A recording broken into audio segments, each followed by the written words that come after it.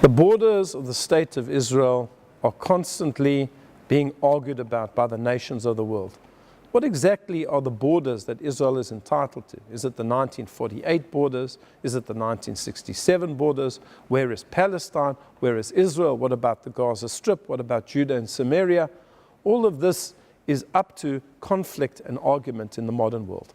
But in this week's parashah, double parashah of Matot-Masei, the Torah clearly delineates what are the borders of the land of Israel. And it goes around the entire land, starting from the south, then moving to the west, the north, the east. A complete description using exact locations and geographical points telling us what is the land of Israel. And it's absolutely fascinating when we look at the commentary of Rashi. Rashi asks a question which I suppose to us would seem a very obvious question. And his question is, why do we need to know the boundaries of the land of Israel? And one wonders, what is Rashi asking of here? What does he mean by that? Isn't it important to know the boundaries of a country for the purposes, for example, of passport control? Or perhaps when it comes to land disputes, maybe it's important to know it because you want to know who's a citizen, who's not a citizen, whether a certain river is included, whether a certain resource is included. There are many, many reasons why it's important to know where one country ends and another country begins. So why does Rashi ask this question? Why does he say, why is it important to know the boundaries of the land of Israel? And he gives the most fascinating answer. He says as follows, this is why it's important to know what is Israel and what is not Israel.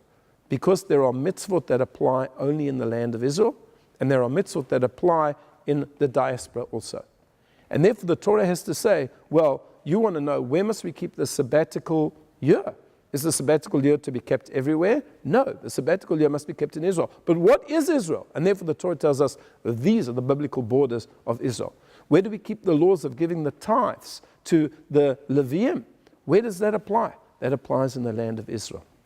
So the way that Rashi phrases it, and it's really incredible, is that the main purpose why we need to know what the boundaries and the borders of the land of Israel are is so that we can keep mitzvot. Because as Nachmanides says in his commentary to the Torah, that the constitution of the land of Israel is the Torah.